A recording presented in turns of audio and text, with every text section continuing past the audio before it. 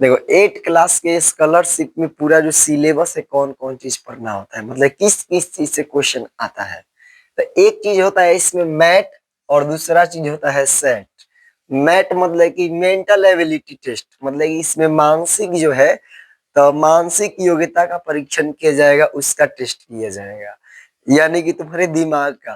तो इसमें दो तरह का टेस्ट होता है, एक होता है वर्बल और दूसरा होता है नॉन वर्बल। वर्बल का मतलब है कि इसमें शब्दों के द्वारा, शाब्दिक शब्दों के द्वारा कोई चीज पूछा जाएगा। क्या चीज के द्वारा? मतलब कि इसमें तुम्हारा शाब्दिक परीक्षण किया जाएगा, मतलब कि इसमें शब्द रहेगा, तब तुम्हारे दिमाग का परीक्षण किया जाएगा, जो कि इसको रीजनिंग के तहत रखा जाएगा। कौन चीज के द्वारा? रीजनिंग, यानी कि रीजनिंग में दो तरह के, एगो वर्बल एगो नॉन वर्बल। तो इसमें शब्दों में रहेगा, जिसे सबसे पहले वर्णमाला क्रम। वर्णमाला क्रम मतलब कि इसमें तुमको अल्फाबेट जो एबीसीडी रहता है, तो एबीसीडी के क्रम को देखना होगा कि कितना, मतलब कौन सा पद है। जिससे मान लो कि बोलेगा कि ए से 10वां पद कौन सा होगा, मतलब कि ए से 10वां, मतलब कि एक के बाद 10वां नंबर पर कौन सा लेटर आएगा, इस तरह से। दूसरा चीज आएगा श्रृंखला। क्या आएगा? श्रृंखला, मतलब कि इसमें तुमको सीरीज के बारे में पढ़ना होगा। उसके बाद आएगा संकेतबद्धता। संकेतबद्धता मतलब कि इसमें क्वेश्चन संकेत वाला करके रहता है, संकेत की जैसा क्वेश्चन, किसी ना किसी एक चीज को संकेत किया गया रहेगा। जिससे मान लो कि बोला जाए कि यदि कुर्सी को घर कहा जाता है, ठीक, घर को मान लो कि घर को जंगल कहा जाता है, तब एक और क्वेश्चन शब्द रहेगा कि इसको फिर क्या कहा जाएगा। तो इस तरह से संकेत करने वाला क्वेश्चन रहता है। इसके बाद आएगा सदृश्यता या फिर सहसंबंधता, मतलब कि इसमें ऐसे शब्द रहेगा जो कि एक दूसरे से रिलेट करेगा। जिस तरह से मान लो कि बोला जाएगा पेड़ पत्ता, मतलब कि पेड़ पर पत्ता हो गया। उसी तरह से बोला जाएगा हाथ, चाहे कोई अंग का नाम दे करके रहेगा आदमी, तो उसी तरह से रहेगा घोड़ा लिख करके डैश रहेगा कि घोड़ा से संबंधित क्या हो जाएगा। तो ये हो सकता है कि घोड़ा से मान लो कि दौड़ हो सकता है, या फिर मान लो कि उससे कोई ना कोई एक क्वालिटी दे दी जैसे चाना खाना, ये चीज हो सकता है। इसके बाद आएगा वर्गीकरण। वर्गीकरण मतलब कि इसमें क्लासिफिकेशन रहेगा, इसमें 4 शब्द रहेंगे, मतलब कि 4 गो ऑब्जेक्टिव टाइप से रहेगा, उसमें से एगो अलग करना होगा, उस क्लास से अलग करना होगा। फिर इसके बाद आ जाएगा क्रम और व्यवस्था क्रम, मतलब कि इसमें सजावट के बारे में बात किया जाएगा कि उस सजावट से क्या अलग हो सकता है, फिर उस सजावट को कौन सा शब्द जो है पूरा करेगा। इसके बाद श्रेणी क्रम पढ़ना होता है, तो श्रेणी क्रम इसमें सीक्वेंस को देखना होता है। श्रेणी क्रम मतलब कि सजा के रहेगा कि अगला शब्द क्या है, जैसे मान लो कि 4, 8, 12, इसके बाद डॉट, इसके बाद वाला में कौन सा नंबर आएगा, इस तरह से श्रेणी क्रम में रहेगा, दर्शाना रहेगा। इसके बाद आएगा रक्त संबंध, जिसको ब्लड रिलेशन रीजनिंग कहा जाता है। रक्त संबंध में आएगा केवल रिलेशन वाला, तो उसके भाई के पापा मेरे चाचा हैं, उसके दादा मेरे भी दादा हैं, तो बताओ कि ये मेरा क्या होगा।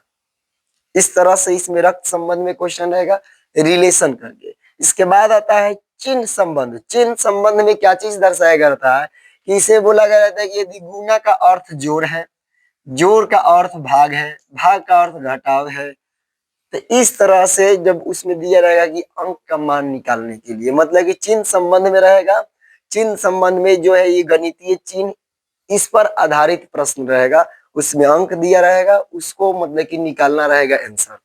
इसके बाद आएगा घन घनाभ कटिंग और पासा, मतलब कि घन घनाभ को काटने के लिए इसमें देखना होगा। फिर उसमें पासा जो डाइस रहता है, पासा का मतलब है जो लूडो खेला जाता है, तो लूडो खेलने में नहीं रहता है जो डाइस बोला जाता है घना, घन आकार के, इसमें जो 6 अंक लिखे रहता है 1 से लेकर 6 तक, उसके बारे में।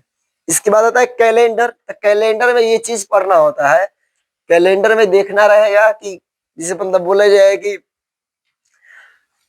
अगला महीना के 6 तारीख को कौन सा दिन रहेगा, या फिर मान लो कि 1996 को संडे कौन से डेट पर पड़ा था। इस तरह से इसमें रहेगा कैलेंडर निकालने के लिए। या फिर अगला और समय आने वाला था 2050 में, संडे जनवरी में पहली का संडे कितने तारीख को पड़ेगा, इस तरह से ये दर्शाना रहेगा। इसके लिए अलग अलग ट्रिक रहेगा। घड़ी पढ़ना रहेगा, घड़ी में कि जो घड़ी चलता है इसमें एंटी क्लॉक और क्लॉकवाइज देखना रहेगा कि कितना बजे कितना डिग्री का कौन बनेगा, या फिर इसमें क्लॉकवाइज देखना रहेगा कि किस तरह से जो घुमाव रहेगा चित्रों का, ये चीज देखना रहेगा घड़ी के लिए। ये देखेंगे दूरी और दिशा, तो घड़ी तो समझ में आ गया।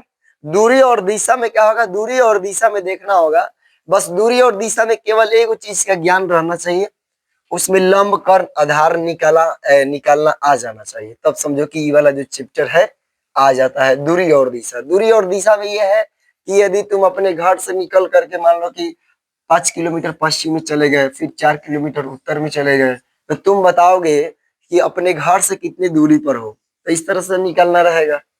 या फिर जो एक व्यक्ति अपने घर से निकलता है मार्केट के लिए, अपने दाहिने ओर चलता है 3 किलोमीटर, फिर वहां से जा करके वो घूम जाता है, बाएं घूम जाता है 4 किलोमीटर, तब बताना है कि वो अपने दो घर से कितना दूरी है। तो घर से तो डायरेक्ट ये दूरी हो जाएगा, और घर से कुल दूरी पूछा जाएगा तो पूरा ये दोनों निकाल के जोड़ के निकालना होगा।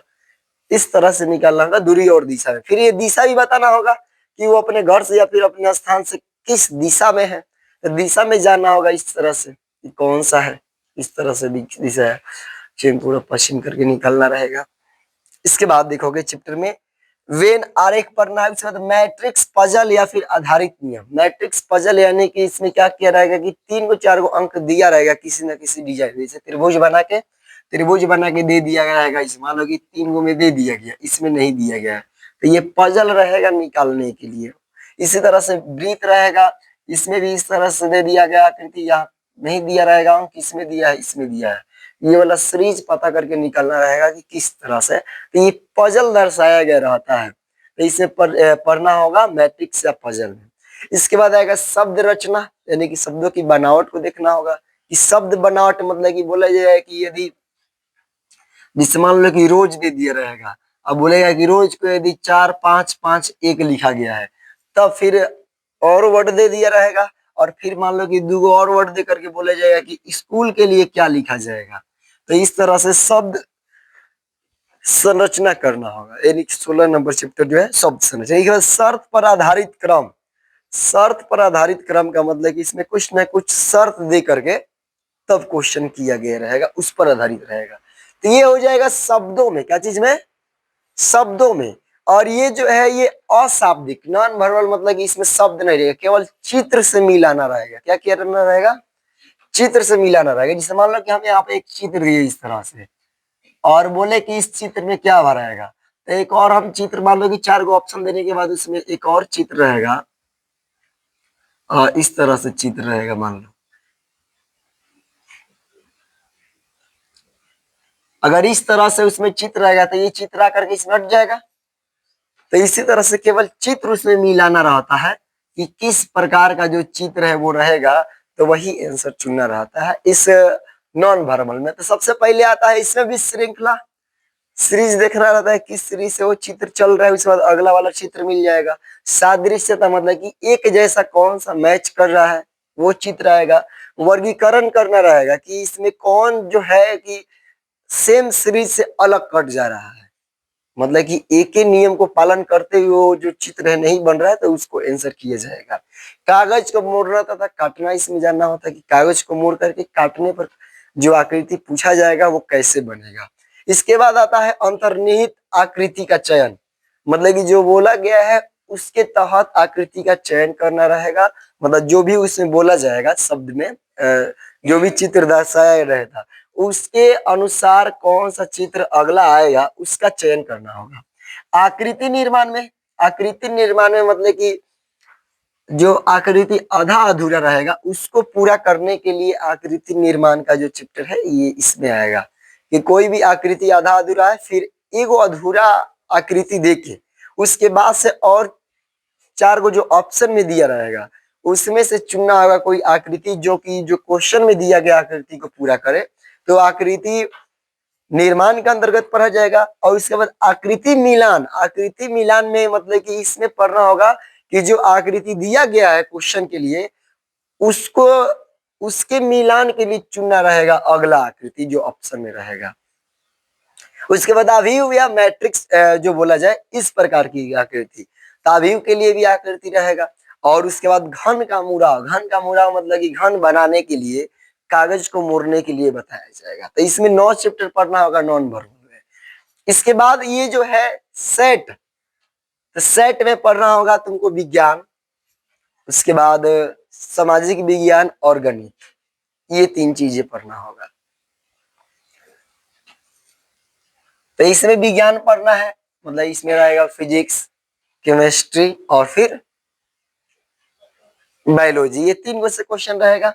और सामाजिक विज्ञान में जो है, तो सामाजिक विज्ञान में रहेगा तुम्हारा हिस्ट्री, ज्योग्राफी, पॉलिटिकल साइंस भी रहेगा, सिविक्स भी रहेगा और इकोनॉमिक्स भी रहेगा, ये 4 सब्जेक्ट रहेगा।